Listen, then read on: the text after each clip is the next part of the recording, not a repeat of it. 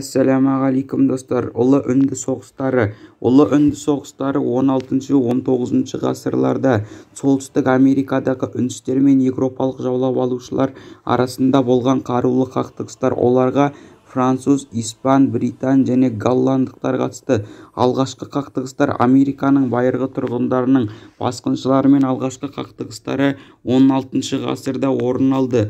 Потуған үндістер мен колонизаторлардың үлкен шайқастары Вирджиния аумағында 1622 жылы, ал 1637 жылы Жаңа Англиядағы Пекот тайпасымен жалғасты. 1675-76 жылдары британдық басқыншылар жетекшісі Медихомен және де оған мейірімді тайпалар басқарған Памизомен жаңа үнді соғыстары басталды. Нәтижесінде осы аймақтағы үндістердің саны 15-тен 14 мыңға дейін азайды. Үнді қоныстарының көпшілігі толығымен жойылды. Біртіндеп Еуропа шығыс жағалаулардың солтүстік Америкаға қарай жылжып жаңа үнді соғыстарын бастады. Сонымен 1675 жылы сустықтар мен қақтығыс басталып, соғыс қимылдары мен таратылды. 1711 жыл және де 1715 жылға дейін бірнеше үнді тайпалары қатысқан Тускор соғысы жалғасты. Құрлықтың үстемдігіне қол жеткізу үшін Американың байырғы тұрғындарының қолдауына ие болуға тырысып, британдықтар да француздар да олармен одақ құрды. 1689-97 жылдарда Британия мен Франция бір-бірімен тек Еуропада ғана емес, солтүстік Америкада соғысты. Бұл оқиғалар король Уильямның соғысы деп аталды. Үндістер испан, француз және де ағылшын басқыншылары арасындағы отарлық соғыстарды да соғысты. 1702-13 жылдарда патшайым Аннаның соғысы әртүрлі тайпалардың үнділердің көптеген өмірін қиындады. 1744-48 жылдарда Утерет келісіміне қол қойылғанына қарамастан король Джорджтың соғысы уақыты тайпалар бірлестігі 1755-63 жылдарда француз үнді соғыстары солтүстік Америкадағы Англия мен француз әскерлерінің арасындағы соңғы соғыс болды. 1760 жылдардан бастап Апельчи үнді тайпаларының таулары үшін Британия колонизаторларының алға жылжуы оларға қарсы бірігуге әкелді. Мохапалар, аленкалар, шауханилер, оттоба, майома, обаже, куранттар, дальявар және де басқалары үндістерге Огойо өзені мен Ұлы көлдер маңындағы ағылшын бекіністерінің көп бөлігін басып алып, Дирота пен Фиротафитті қоршауға алды. Алайда 1766 жылы олар қарсылықты тоқтауға және де британдық тәждің күшін мойындауға мәжбүр болды. Сіңгіш іш киім үшін айлық есептік көрсеткіш болған. 1775-1780 жылдарда тәуелсіздік соғысы кезінде Ширкой үндістерінің басым көпшілігі көтерілісшілерге қарсы шықты. Кейіннен бұл шайқастар Шигмо соғысы деп аталды. Үндістердің жеңілісі және де одақтасының келісімі. 1779 жыл генерал Джон Салливан мен Джонни Клинтонның басшылығымен әскерлер 40-тан астам монохик елді мекендерін және де көптеген Шанауи ауылдарын тонап өртеп жіберді.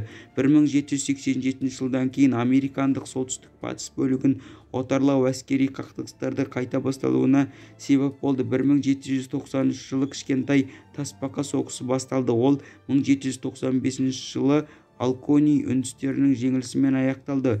19 ғасырда американдық батыстағы шетелдік басқыншыларды алға жылжуымен Шони үнділері Текемошиге көсемнің басшылығымен кедергі жасауға тырысты. 1811 жылы қарашада Текепони өзенінің жанында қазіргі Индия штатының аумағында генерал Генрих Гарсонның күштерімен Текемоши отрядтарының шайқасы өтіп, үндістер жеңіліске ұшырап, шегінде кейінірек көшбасшы британдықтармен одақтас келісім жасады және де 1812 жыл мен 14 жылға дейін болған англо-американдық соғыс қатысу үшін көптеген тайпалар өз жағына тартты.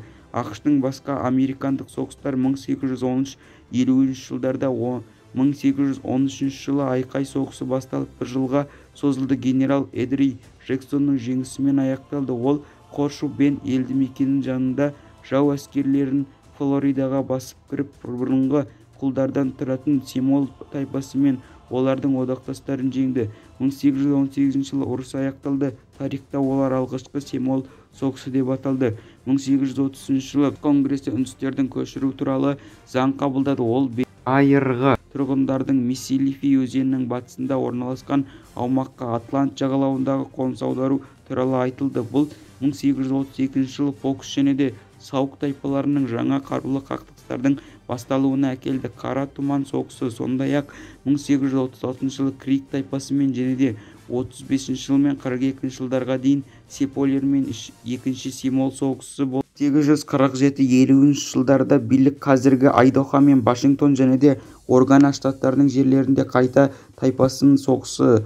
1850 жылдардан кейінгі оқиғалар: ұрыс 1855 жыл мен 56 жылға дейін Тутин және де Такамала тайпаларымен бірге Рога өзенінің жағалауында, сонымен бірге Ягама, Юматола және де Бабала-Валаның байырғы халықтарымен Ягама соғысы жүріп жатыр. Американдық соғыстардың барлық тайпаларының ақыры резонансияға көшуге әкелді. Олардың кейбіреулері Можима, Юмо, Халера, Апаши елдінің оңтүстік-батысында ақш-тың тұрақты армиясымен шайқастарға тап болды. Қақтығыстардың шешуінің де бейбіт мүмкіндік іздей бастады, бірақ оларға берілмеді. Биліктің бұйрығымен сарбаздар үндістердің жерлеріне жаппай шабуыл жасауды және де оларды жаппай жойылуын жалғастырды. Қарсыластардың күші мен қару-жарағының артықшылығына қарамастан, Навахо мен Апаши басқа тайпалар сияқты тұрақты әскерлермен табанды және де жанқиярлықпен күресуді жалғастырды. Олардың күресі 1863 және де 66 жылдарға дейін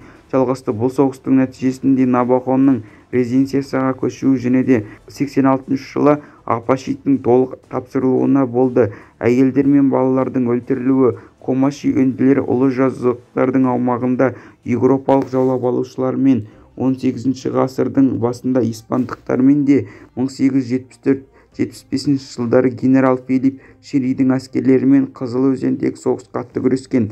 1862-63 жылдарда Дакота тайпасына қарсы шайқастар, 68-66 жылдарда Боронка және де Қызыл бұлт соғыста. Американың үнді тайпаларымен соғыстары. Аркома мен Шайна. 1864 жылы қарашада полковник Джон Шекемонидің сарбаздары бейбіт үндістерге шабуыл жасап, әйелдер мен балаларды өлтірген кезде Сана Крик қырғындарымен аяқталды. 1867 жылы Шайна және де Дакота тайпалары бірігіп кіші Пригон өзенінде Жорж Курстың күштерін жойды, бірақ 1877 жылы Қара төбелер үшін соғыста үндістердің әскерлері толығымен жойылды.